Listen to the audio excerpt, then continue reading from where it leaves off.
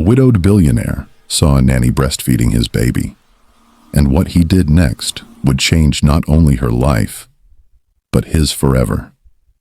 Inside the quiet mansion, the cry of a 2-month-old baby echoed like a painful scream cutting through the walls. For hours, no one came. The hired nanny had disappeared. The billionaire was locked in his office with work, and the baby's voice was fading into weakness. Downstairs, a young black woman named Liana Evans wiped the same patch of marble floor again and again, her mind drifting far from the bucket beside her. Each sound from upstairs made her chest tighten until she could barely breathe. It had been 6 weeks since she lost her own newborn son. 6 weeks since she last held a tiny warm body close to her heart. Since that night, every time a baby cried, something inside her broke. She whispered softly, "Please stop crying, little one." But her voice was drowned by another desperate wail from the nursery. Liana pressed her hands to her ears, her eyes burning, but the sound seemed to come from inside her chest now. The walls of the grand mansion felt like they were closing in on her. The golden lights, the polished furniture, the silence of wealth. None of it could hide the pain that echoed through those walls. Upstairs, baby Malachi lay in his crib, his small face red and sweaty. His lips were dry, his mouth searching weakly for milk that was not there. The bottle beside him had gone sour, its smell filling the room. The nanny, Camille Jordan, had left hours ago, saying she needed to buy new formula, but she never returned. She was at the mall, laughing with friends, shopping for things that cost more than her heart could hold. In the office below, Julian Reed, the billionaire father, sat before a screen filled with business charts and numbers. His tie hung loose, his face pale with exhaustion. He had not truly slept since his wife Alyssa died, giving birth to their only child. Every night, he worked until morning, chasing success to escape the silence that reminded him she was gone. The crying from upstairs reached him even through his closed door. His hand paused over the keyboard. For a moment, he thought of standing up, of checking on his son, but the meeting with investors in Japan was still running. Voices calling his name. "Mr. Reed, are we ready to proceed?" someone asked. Julian blinked, forcing himself to answer, "Yes, continue." But the cry did not stop. Downstairs, Liana dropped her cleaning rag. Her heart pounded. Her legs moved before her mind could think. She ran up the stairs, one hand on the railing, her lips whispering, "Please, God, let the baby be all right." Her breath grew short as she reached the nursery door. She pushed it open, and what she saw froze her in place. Baby Malachi lay limp in the crib, his eyes half closed, his breathing shallow, his skin burned with fever, his tiny fists opened and closed as if searching for help. Liana rushed forward, lifting him gently into her arms. His small body was hot, trembling, and so light it scared her. The spoiled milk bottle rolled off the table and hit the floor with a dull sound. Liana's heart raced. "Oh no! Oh no, please, not again!" she whispered, her hands shaking as she cradled him close. The baby's lips moved weakly, seeking something that was not there. In that moment, something inside Liana woke up. She remembered the nights she used to feed her own son, the sound of soft breaths against her chest, the comfort only a mother could give. Her arms trembled as she realized what her body was still capable of. 6 weeks had passed since her loss, yet her body still produced milk. She had prayed for it to stop, but now maybe this was why it had not. Tears filled her eyes. She sat down in the armchair beside the window, holding Malachi close. "I am so sorry, little one," she whispered, her voice breaking. "I cannot lose another child, not tonight." With hands that shook, she unbuttoned her blouse just enough to bring him close. The baby found her warmth and latched on. The room fell silent. For the first time in hours, Malachi stopped crying. The only sound left was the faint, steady rhythm of his breathing and the soft whisper of Liana's tears falling on his blanket. She held him tighter, rocking gently. Her whole body relaxed as she felt his strength returning. In that moment, she forgot the mansion, forgot her job, forgot the world. All that existed was a hungry child and a grieving heart that had found a reason to keep beating. Minutes passed like hours. The baby drifted to sleep, his small hand clutching her blouse. Liana looked down at his peaceful face, and her heart ached with love and pain mixed together. "You're safe now," she whispered, brushing a tear from his cheek. "You're safe." But then the sound of footsteps came from the hallway. Heavy, slow, each step closer than the last. Liana froze, her breath caught. She looked toward the door as it creaked open. Julian Reed stood there. His eyes widened as he saw her sitting with his son in her arms, her blouse slightly undone, the baby sleeping quietly against her chest. The light from the window touched both their faces, painting a picture that words could not explain. For a long second, Julian did not move. His mind could not make sense of what he was seeing. The silence in the room grew heavier. Then his voice came low and rough. "What are you doing?"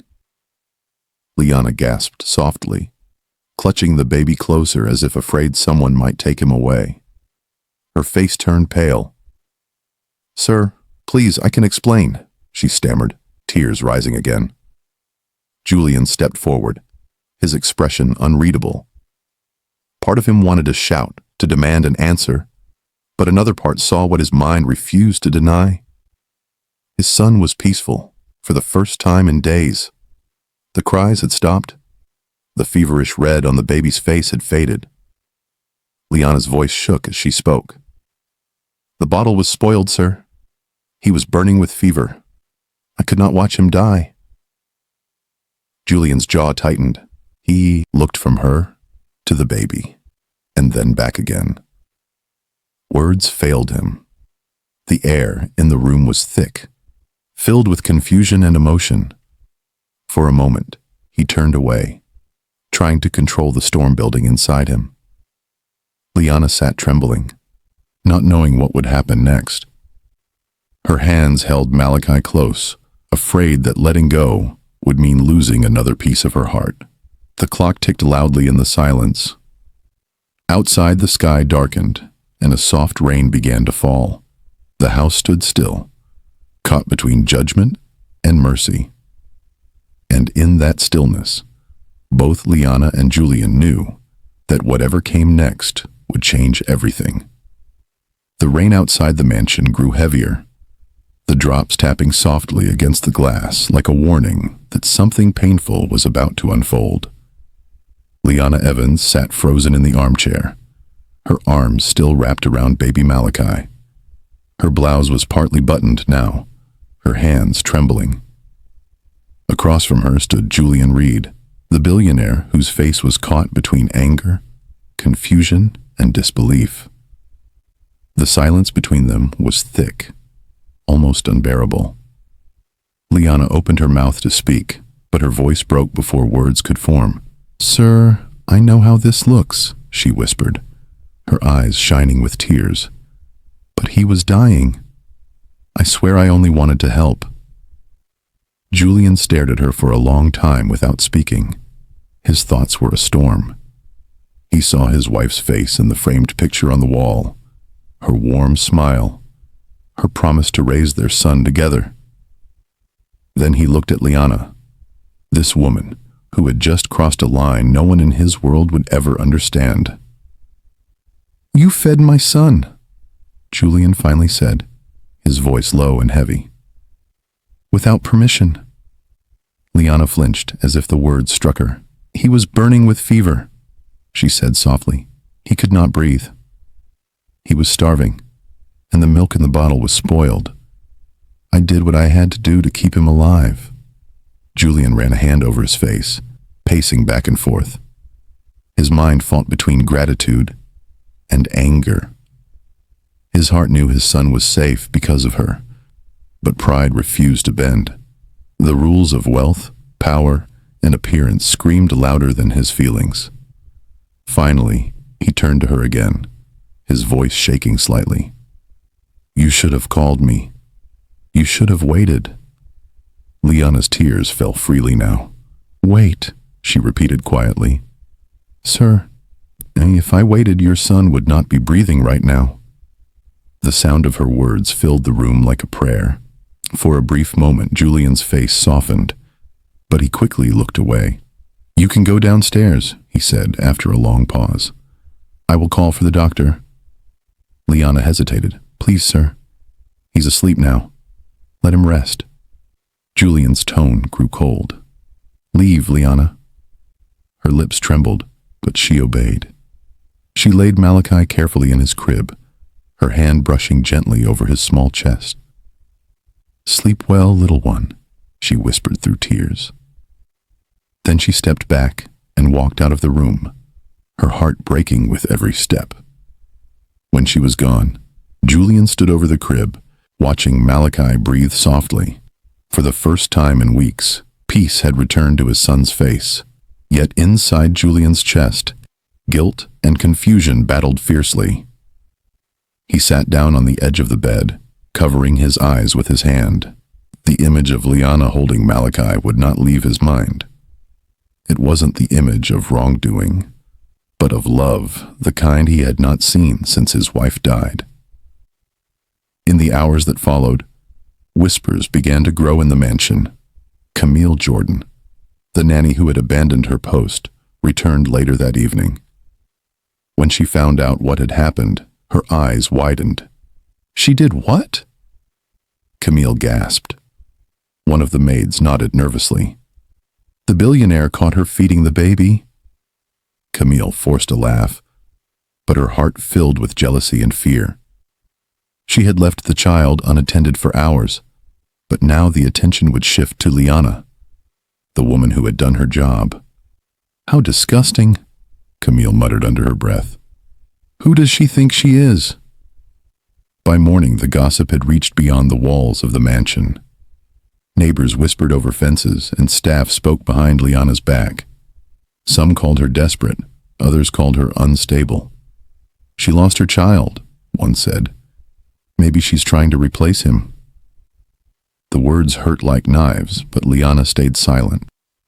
That evening, Julian sat in his office, his head buried in his hands. The phone on his desk rang. It was Victoria Hayes, a wealthy neighbor known for her sharp tongue. Julian, dear, she began sweetly. I heard about the little situation. You must be careful. Women like that can become dangerous after loss. People are talking. Julian clenched his jaw, forcing himself to stay calm. Victoria, please. It's a misunderstanding. A misunderstanding, she said with a small laugh. She nursed your child as if she were his mother. That is not a small thing, Julian.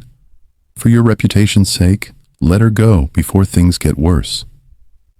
The call ended, but her words stayed. That night, Julian stood at his office window, watching the rain slide down the glass. He thought about his late wife, her soft voice, the way she used to sing to Malachi when he kicked in her belly. Then he thought of Liana, crying quietly while holding his son. A part of him wanted to believe she meant no harm, but the world he lived in was cruel. Appearances mattered more than truth. The next morning, Liana was summoned to the office. Her steps were heavy, her heart filled with dread. Julian sat behind the large desk, his face pale. Liana, he began quietly. You have been kind to my son, and I am grateful. But what happened cannot be ignored. Liana's throat tightened. Sir, please. I only wanted to save him. I would never do anything wrong. I know, Julian said quickly, his eyes softening. But people are talking. They are questioning my judgment, my family, everything. I have to protect my son from more gossip. Tears rolled down Liana's cheeks. You think I am a danger? Julian looked away, unable to meet her eyes. No, but this situation has gone too far. Please let me stay until you find someone new, she begged. No one knows him like I do. He won't eat without me.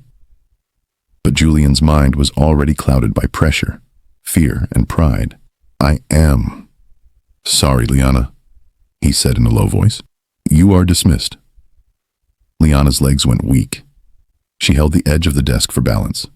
Please, sir, she whispered, her voice trembling. Just let me say goodbye to him. Julian turned his face away. No, it's better if you don't. He'll forget in time. Her heart broke in silence. She gathered her small bag, her hands shaking as she stepped toward the door. Her eyes met his one last time. He won't forget, she said softly. Children remember love even when adults pretend not to. The door closed behind her. That night, the mansion felt emptier than ever. Malachi cried again, the sound echoing through the halls like it had on that first night. Julian rushed to the nursery, holding his son. But no matter how much he rocked or sang, the cries grew louder. The baby turned his face away from the bottle, searching for a comfort that was gone. Julian sank into the armchair, exhaustion in his eyes. Please, Malachi, stop crying, he whispered. But the child did not stop. Outside, rain washed over the windows as if the sky itself wept. Inside, a billionaire and his son sat in the dark, both broken in their own way. One missed a mother's touch he never knew, and the other missed the woman who had shown him what love really looked like. The sun barely touched the windows of the Reed mansion. It was supposed to be a house of comfort and security, yet silence and sorrow filled every room. The cries of baby Malachi had not stopped since Liana Evans left. His voice was tired, his breaths weak, and his small hands kept reaching for someone who was no longer there. Julian Reed sat in the nursery, dark circles under his eyes, his shirt wrinkled, his heart shattered. He had not slept, not even for a moment. The bottle lay untouched beside him, the milk turning cold. Please, Malachi, drink something, he whispered softly, trying to guide the nipple to his son's lips. But the baby turned away, his cries breaking into painful gasps. Julian rocked him gently, walking in slow circles across the floor, but nothing worked. It's all right, my boy. Daddy's here, he said. But the words felt hollow. He remembered the night he fired Liana, the tears in her eyes, the sound of her voice saying, "Children remember love even when adults pretend not to." Those words kept echoing in his mind, growing louder with every minute. His son refused to eat. Camille Jordan entered the room, her face tired, her perfume thick enough to mask her guilt. "It's just a phase," she said with a shrug. "Babies do that sometimes." Julian turned to her, anger flashing through his exhaustion. "A phase? He hasn't eaten properly in 2 days." Camille stepped back slightly. "Maybe he just needs time. I'll try again later." She left quickly, leaving Julian alone again with his son. Malachi's cries grew softer now, not from calmness, but from weakness. Julian's throat tightened as he held the tiny body close, feeling how fragile it had become. He pressed his lips against the baby's forehead and whispered, "I'm sorry, son. I failed you." Later that evening, Julian called a doctor. A woman in her 40s arrived, gentle in voice but serious in expression. She checked Malachi carefully, her stethoscope cold against the baby's thin chest. When she looked up, her eyes were full of concern. "Mr. Reed, physically your son seems fine. But this is not just about the body. This is emotional," Julian frowned. "Emotional? He's just a baby." She nodded slowly. "Even infants form bonds. If that bond breaks suddenly, they can lose the will to eat or sleep. It's called emotional separation trauma. He's grieving just like an adult would." Julian's heart sank. "Grieving?" "Yes," the doctor said quietly. "It seems your son has lost someone he deeply trusted." Her words hit him like a wave. He knew exactly who she meant. He stared at the floor, guilt twisting inside him. "If I bring her back," he asked softly, "will he recover?" The doctor sighed. "If the bond is that strong, she might be the only one who can reach him again." After she left, Julian sat in silence for a long time. He stared at the crib where Malachi lay, his breathing shallow. The mansion felt too big, too quiet, too empty. Every corner reminded him of what he had done.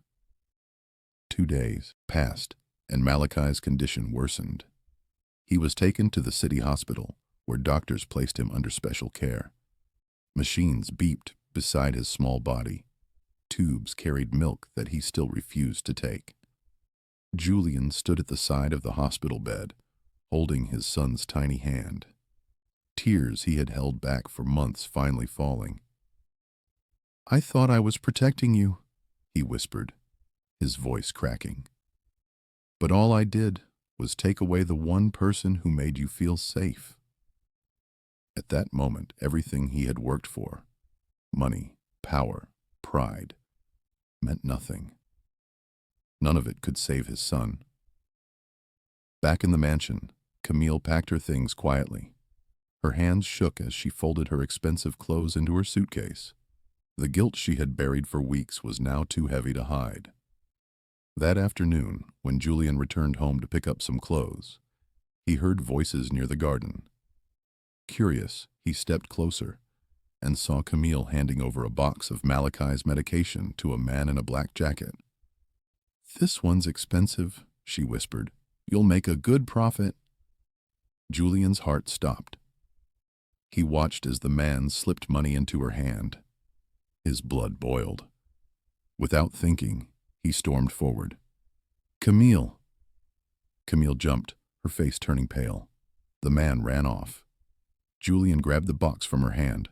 "What is this?" he shouted, his voice trembling with rage. "Mr. Reed, I can explain," she stammered. "Explain?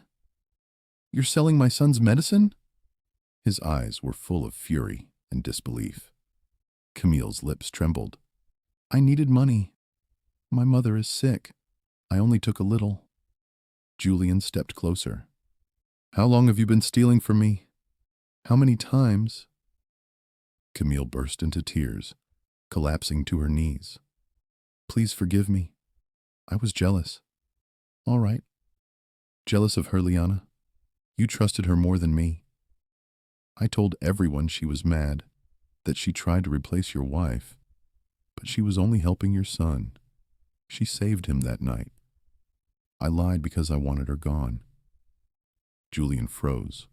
Her words echoed like thunder inside his head. "She saved him," he whispered, his voice barely audible. Camille nodded, crying harder. "Yes, she saved him. I made everything up." Julian stepped back, his heart pounding painfully. His hands trembled as the truth sank in. Liana had not done anything wrong. She had risked everything to save his son, and he had thrown her into the streets. Without another word, he turned and walked away, his vision blurred with tears. Inside the mansion, the lights seemed dimmer, the air colder. He sat in his office, his hands clutching his head. The image of Liana standing in the rain, begging to say goodbye, replayed over and over in his mind, What have I done? He whispered to himself, his voice shaking. Dear God, what have I done? That night, Julian could not stay still. He called her number, but it was disconnected. He drove to her old apartment, but the landlady said she had left weeks ago with nothing but a small bag. She didn't say where she was going? He asked, desperately. The woman shook her head. No, sir. She looked tired, like she hadn't eaten for days. Julian thanked her and left, but inside he was breaking apart. He spent the night driving through the streets of New York, asking anyone he saw if they had seen a young black woman with a maid's uniform and tired eyes. But no one had. Hours turned into days. Malachi remained in the hospital, growing weaker. The doctors warned that time was running out. Julian's once steady voice now cracked when he spoke. The guilt ate away at him like a sickness. On the fourth night, his phone rang. An old, raspy voice spoke on the other end. Are you the man looking for Liana Evans? Julian's heart jumped. Yes, please. Do you know where she is? My name is Howard, the man said slowly. She used to stay with us under the bridge near Avenida. She's sick. If you care about her, come quickly. Julian's breath caught in his throat. I'm on my way. He grabbed his keys, his coat, and rushed into the storm outside. The rain soaked him completely as he drove, his mind full of images of Liana's smile. Her tears, her voice saying, he'll never forget. When he finally reached the bridge, he parked his car and ran into the shadows. The air smelled of damp earth and sorrow. Under the bridge, he saw a small group of homeless people huddled together, and there, curled in the corner, was Liana. Her face was pale, her hair tangled, her clothes wet from rain. Her body looked weak, as if the world had taken too much from her. Julian froze, unable to speak. The sight of her like that broke him completely. Liana, he whispered, stepping closer. Her eyes opened slowly, her voice faint. What are you doing here? I came for you, he said softly. Please, Liana, come back with me. Malachi needs you. He's in the hospital. He's dying. Liana looked away, her lips trembling. I already saved him once, Mr. Reed, and you threw me away. Why now? Julian dropped to his knees in front of her, tears falling freely. I was wrong. I was blind. Please don't punish him for my mistake. He remembers you. He needs you. Liana stared at him in silence. Her heart was torn between anger and compassion. The rain fell harder, the wind cold against her skin. Slowly, she nodded.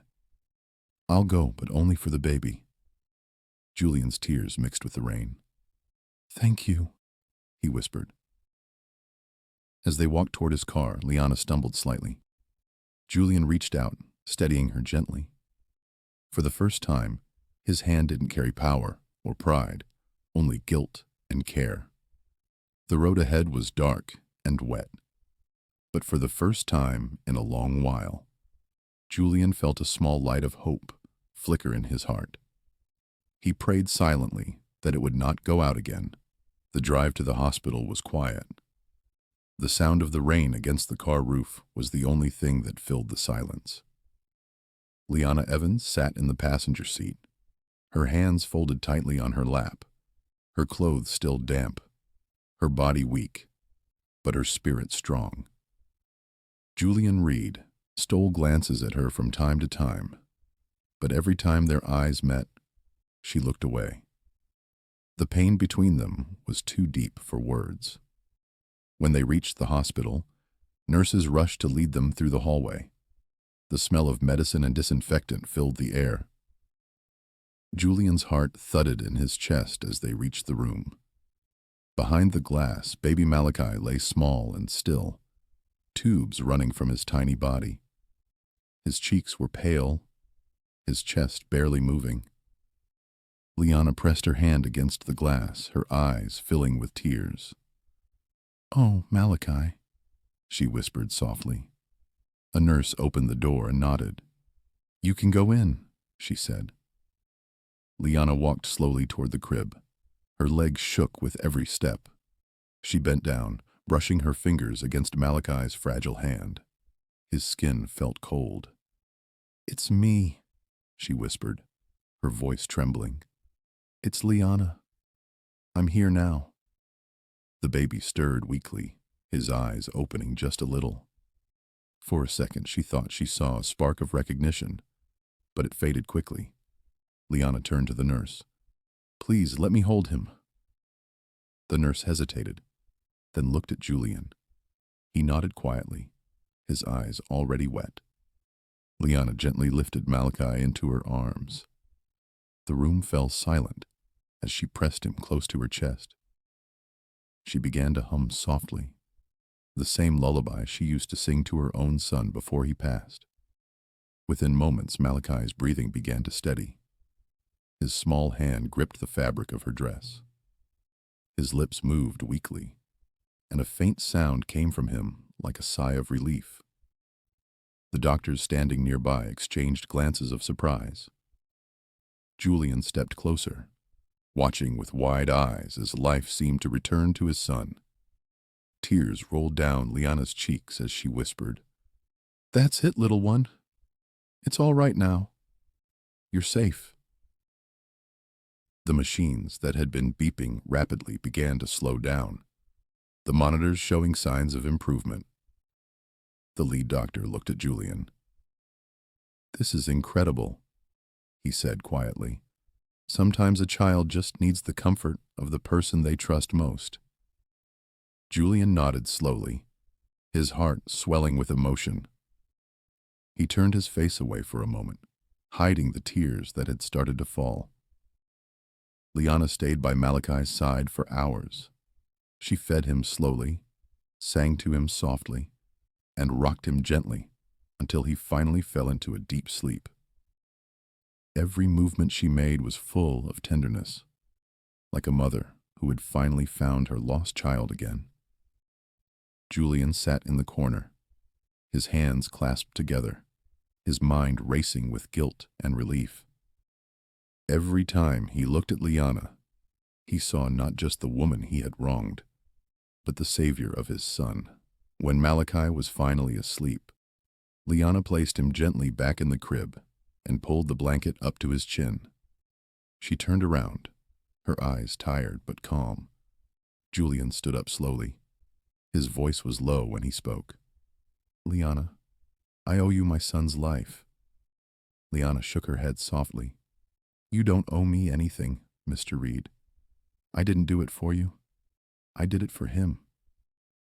Her words stung, but he knew she was in right. He nodded slowly, his throat too tight to speak.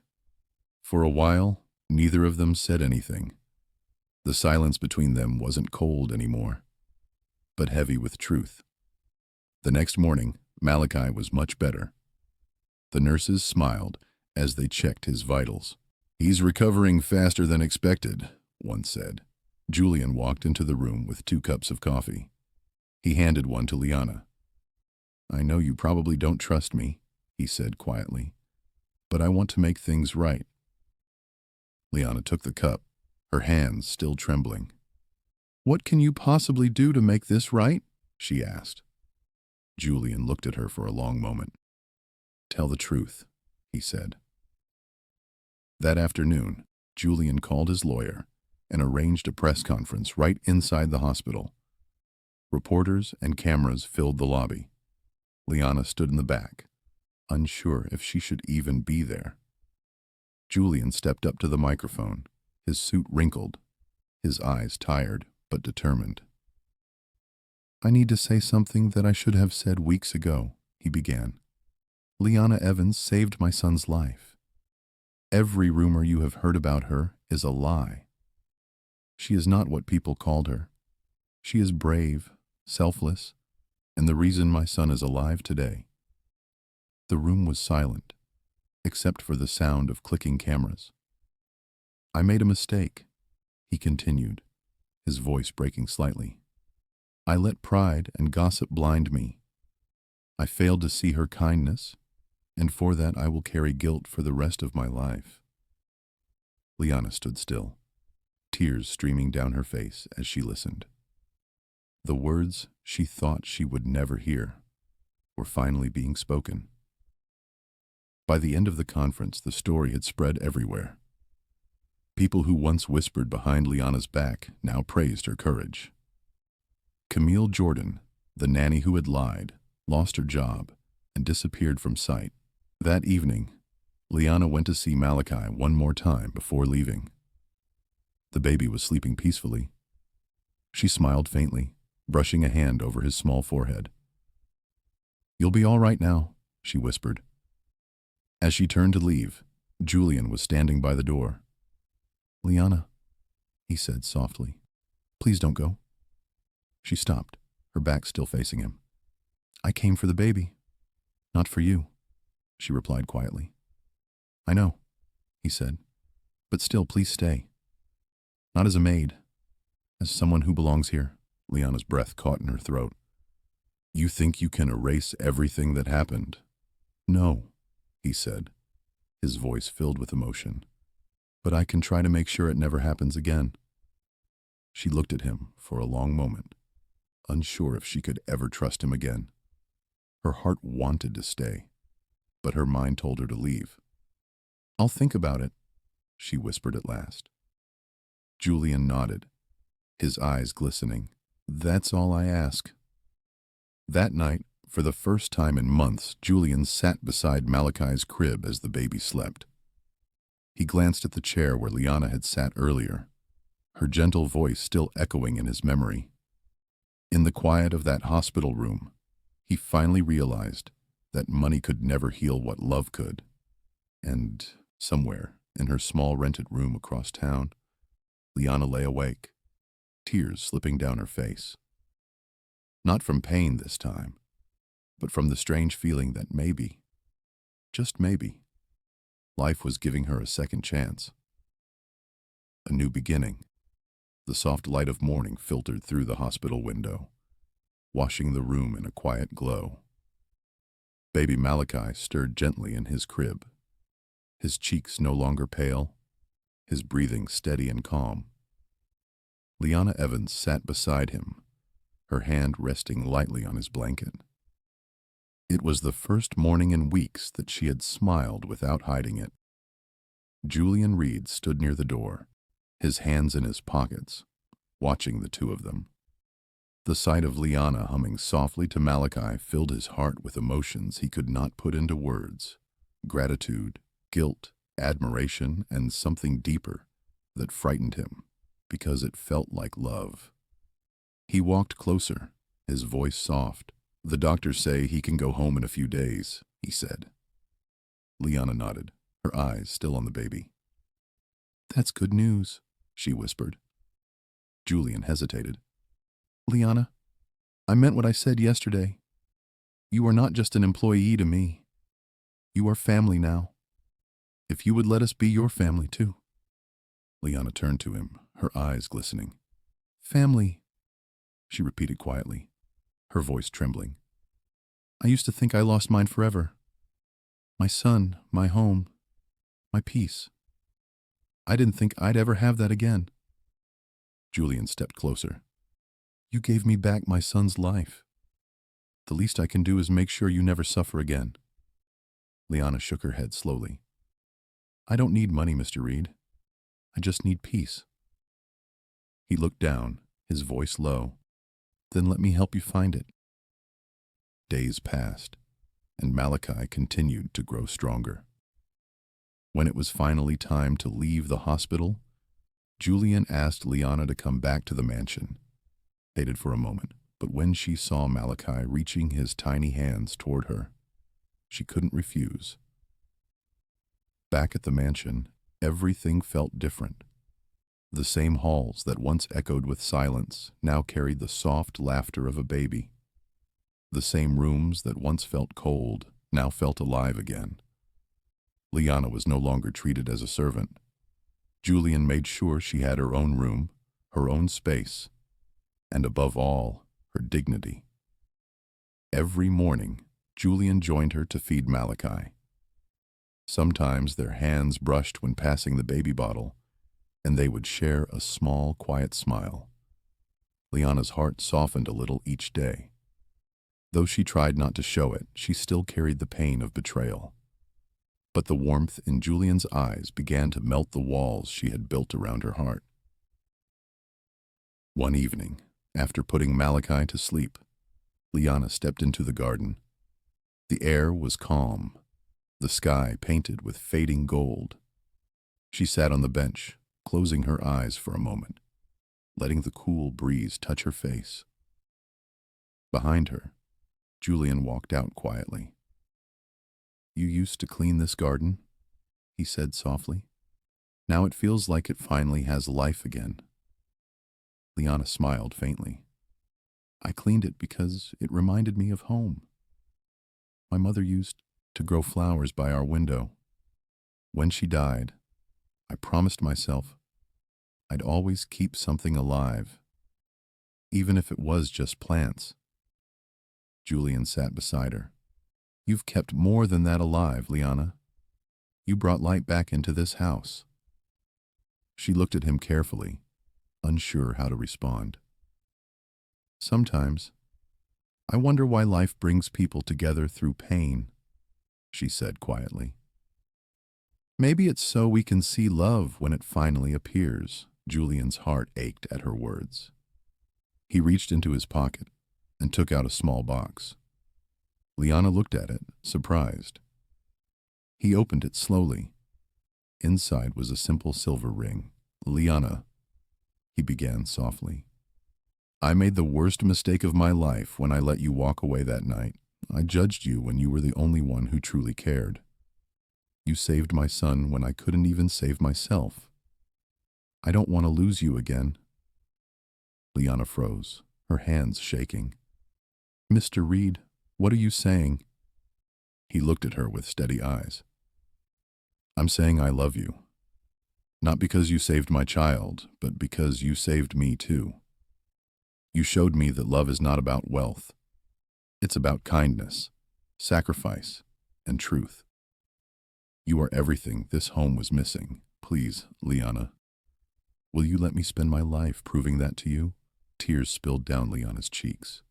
She looked at the ring, then at Julian, then at the small window, glowing from the nursery where Malachi slept.